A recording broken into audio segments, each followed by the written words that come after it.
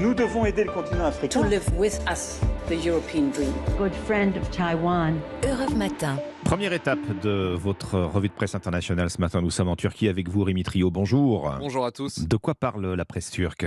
De l'arrestation hier matin de la présidente de l'Union des médecins de Turquie, Şebnem Korur Fincancı, une figure de sa profession très critique du gouvernement depuis la pandémie. Cette fois, elle est accusée par le parquet d'Ankara de faire la propagande d'une organisation terroriste parce que la semaine dernière, la médecin avait réclamé qu'une enquête indépendante soit ouverte sur l'utilisation d'armes chimiques par l'armée turque contre les Kurdes du PKK.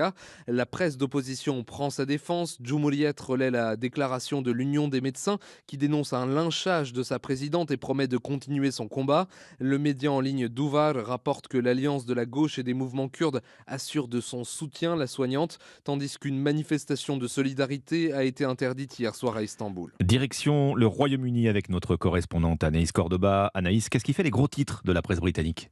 Eh bien, ce sont les premiers pas du nouveau Premier ministre qui font la une de la presse britannique. Le Financial Times titre sur le gouvernement de l'unité, en référence à Rishi Sunak, qui a nommé à des postes de ministres ses alliés, mais aussi des proches de Boris Johnson et Liz Truss.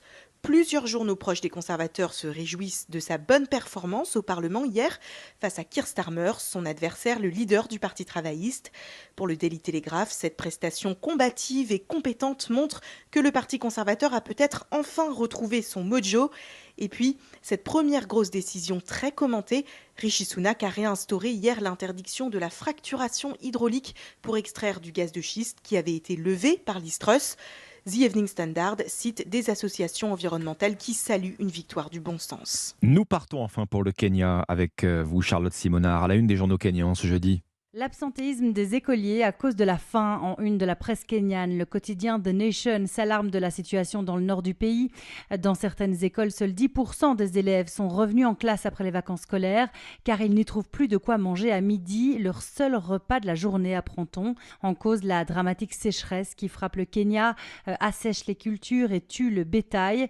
Une école qui ne nourrit plus, ce sont des centaines d'enfants qui disparaissent, explique le quotidien, qui ajoute que certains enfants doivent parfois marcher 30 km pour trouver de l'eau. Le journal de Standard donne lui la parole aux enseignants qui pressent le gouvernement kényan de mettre en place un programme alimentaire d'urgence. Des dizaines d'écoles sont sur le point de fermer par manque d'élèves, alerte le quotidien.